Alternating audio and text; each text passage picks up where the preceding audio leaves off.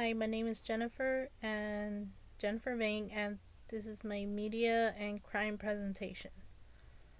Essay 1. Explain your knowledge development. Okay. I've come to appreciate the complex ways in which media can influence our perceptions of crime and deviance. For example, media representations of crime and deviance can be sensationalized, oversimplified, and distorted. This can lead to a climate of fear and paranoia, where individuals become convinced that they are in danger even when the actual risk is low. Media representations can also contribute to the stigmatization of certain groups, such as those who have been incarcerated or those who live in poverty. By portraying these groups in a negative light, the media can reinforce harmful stereotypes and create a sense of otherness that can be difficult to overcome. Does mass media create unwarranted levels of fear and of crime in society? Yes. The relationship between mass media and fear of crime is a complex and controversial topic. On one hand, it is clear that media representations of crime can create a sense of fear and paranoia in the public. For example, sensationalized news reports, true crime shows, and crime dramas can all contribute to a sense of insecurity and anxiety. On the other hand, it is important to recognize that media is not the only factor that contributes to fear of crime perceptions. Social, economic, and political factors also play a role in shaping these perceptions. One of the main issues that influence fear of crime perception is the way in which crime is portrayed in the media. Research has shown that media representations of crime tend to be sensationalized and focused on violent crimes, such as murder and assault. This can create the impression that a crime is more common and more violent than it actually is, leading to a sense of fear and paranoia. For example, in the article The Influence of Exposure to Depictions of Race and Crime in TV News on Viewers' Social Judgment, authors Brooke Fisher and Derek Burrell found that viewers who watched crime news stories that focused on African American suspects were more likely to perceive crime as a serious problem and to support harsher punishments for offenders. The influence of mass media on social perceptions of crime and violence has been a topic of debate for several years. The portrayal of crime and violence in various forms of media, including television shows, movies, and news programs, has been linked to the creation of unwarranted levels of fear of crime in society. The question of whether mass media creates fear of crime in society is complex and requires a thorough understanding of the interconnections between issues and institutions that shape fear of crime perceptions.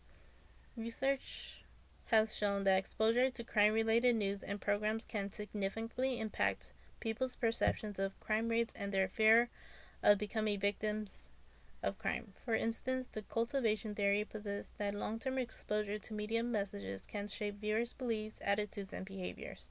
In other words, people who watch a lot of crime-related news and programs are more likely to believe that crime is prevalent and they fear of becoming victims themselves. Furthermore, the sensationalized nature of crime-related news and programs can also contribute to the creation of fear of crime.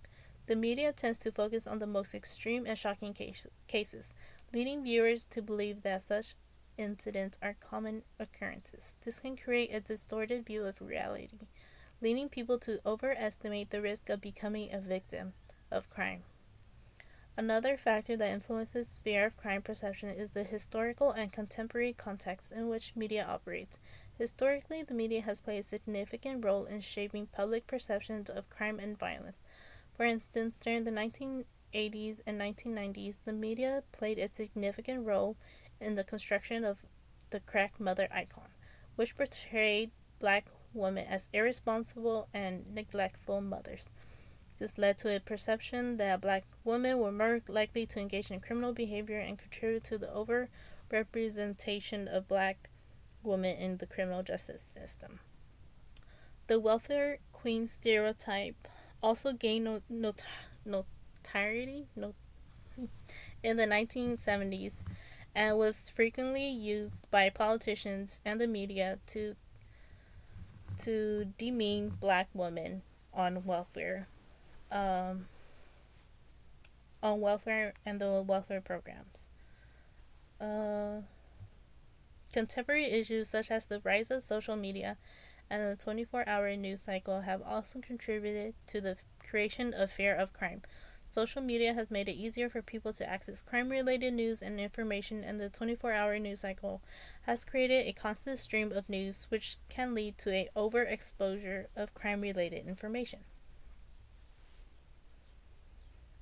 It is therefore important for media organizations to be mindful of their portrayal of crime and violence and to strive for accuracy and balance in their reporting. How do the perceptions of crime reinforce social labels and stereotypes in society?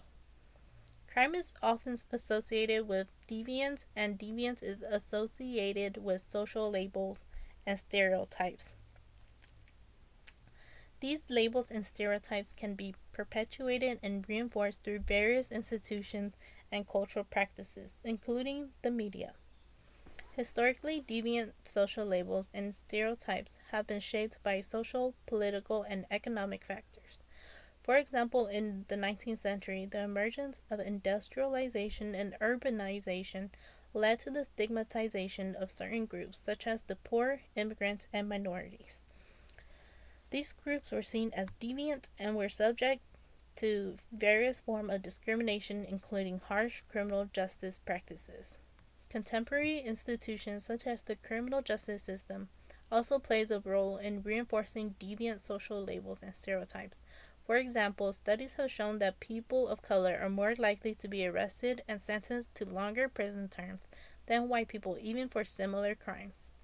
This perpetuates the stereotypes that people of color are inherently more criminal or deviant than white people.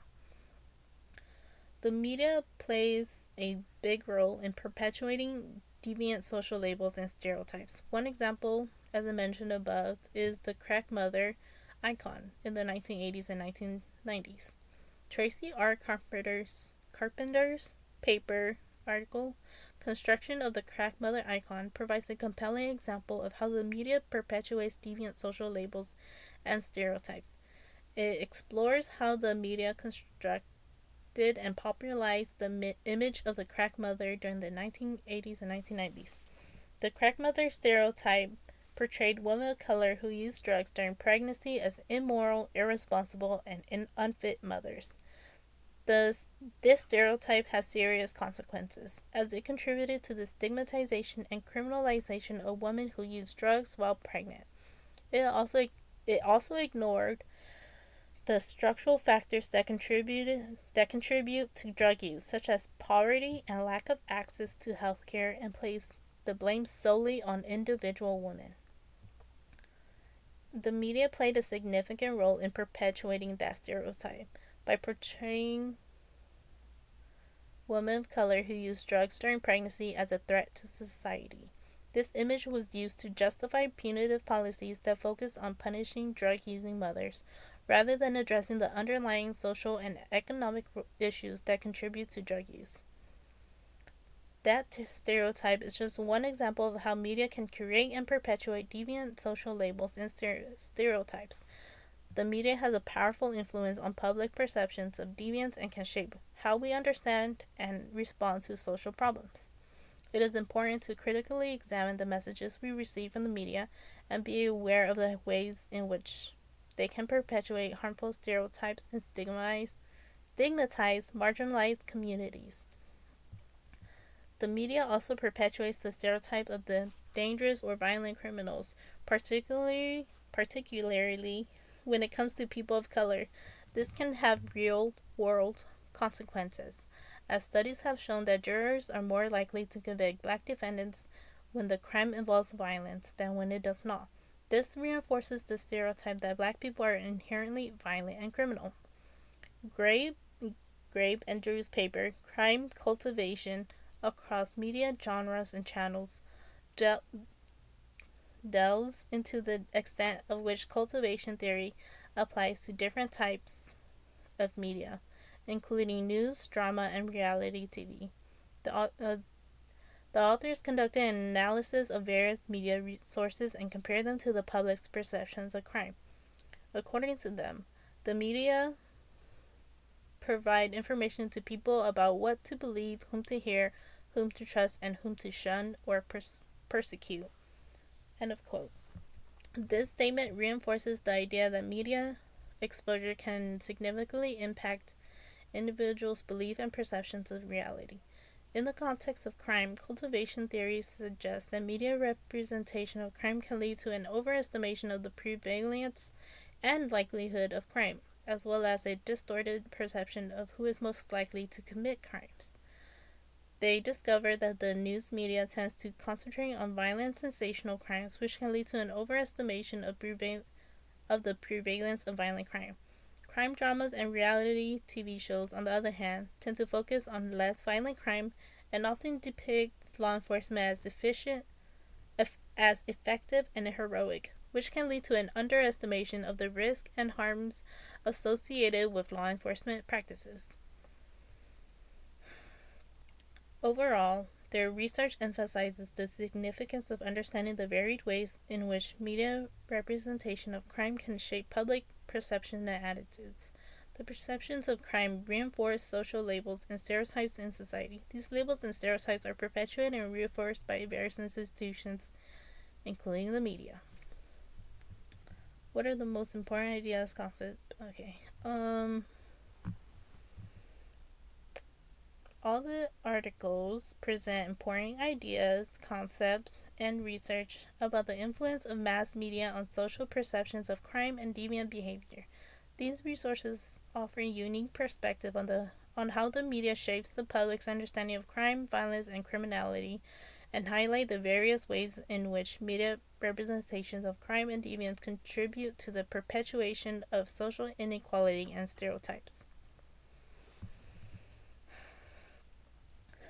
In the influence of exposure to depictions of race and crime in TV news on viewers' social judgments, Maestro, etc., demonstrates that media representation of crime and race can shape viewers' perception and attitudes towards different groups of people.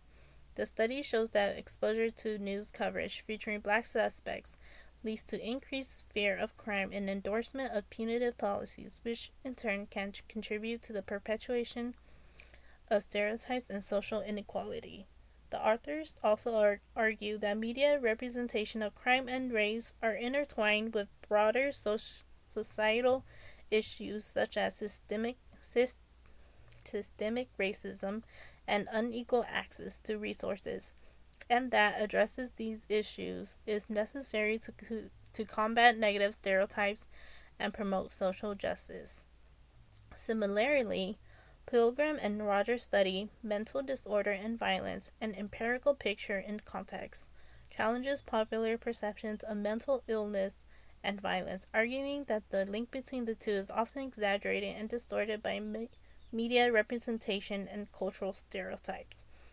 They demonstrated that the vast majority of people with mental illness are not violent, and that the risk of violence is actually lower among the population than among individuals without mental illnesses.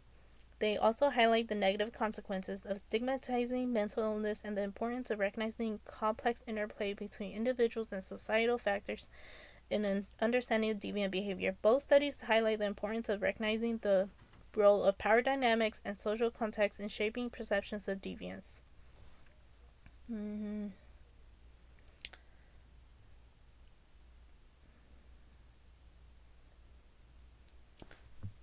These insights are in line with the central message of John Curra's textbook, The Relativity of Deviance, which argues that deviance is a social construct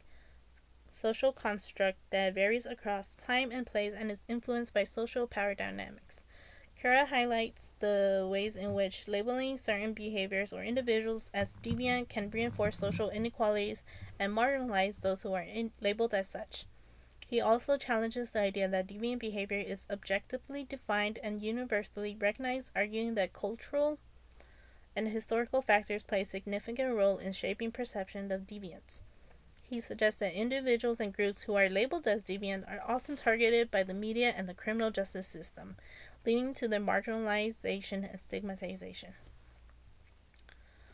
When comparing and contrasting the information and data presented in the peer-reviewed articles, the textbook, and the Bureau of Justice of Statistics BJS website, there are several key differences and similarities to consider. Firstly, the peer-reviewed articles offer more nuanced and specific insights into the ways in which the media shapes perceptions of crime and deviance.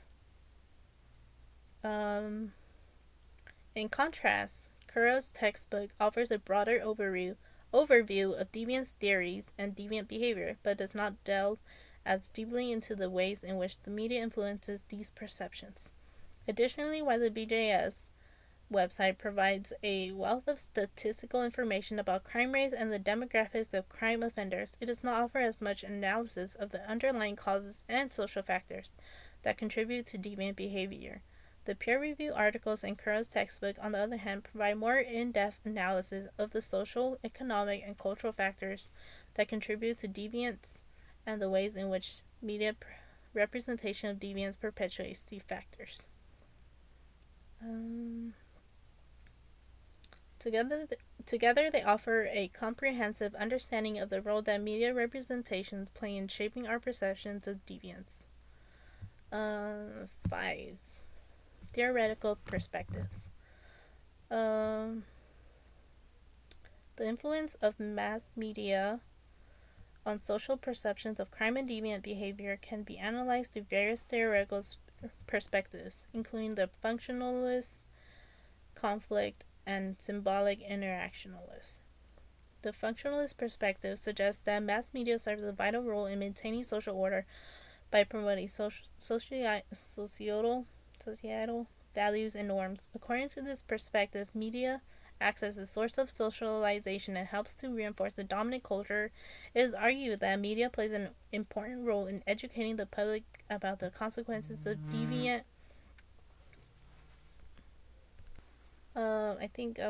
It is argued that media plays an important role in educating the public about the consequences of deviant behavior and reinforcing the values of law and order. For example, media outlets often report on crime trials and provide detailed accounts of the crimes committed, which can serve as a deterrent to potential offenders. On the other hand, the conflict perspective suggests that mass media plays a more negative role in shaping perceptions of crime and deviance. According to this perspective, media is controlled by the ruling elite, who use it as a tool to maintain their power and control over society. Media is used to create fear and anxiety among the masses, which can be used to justify increased surveillance and control. For example, some argue that the media's focus on violent crime has contributed to the growth of the prison industrial complex and the expansion of the police state. The symbolic interactionist perspective focuses on the ways in which media shapes the social construction of reality. According to this perspective, the media plays an important role in shaping public perceptions of crime and deviance through the creation of cultural symbols and representations. Media shapes how we view criminal behavior, including who we see as criminal and what types of behavior are considered deviant. For example, media representation of racial and ethnic minorities as criminals can contribute to the perpetuation of racial stereotypes and the criminalization of certain groups. Each of these theoretical perspectives offers a unique perspective on the role of mass media in shaping social perceptions of crime and deviance, while the functionalist perspective suggests that media serves as an important role in maintaining order. The conflict perspective suggests that it can be used as a tool of social control by the ruling elite. The symbolic interactionist perspective emphasizes the importance of media in shaping the social construction of reality and how we view criminal behavior. And let me see. And this is my citations.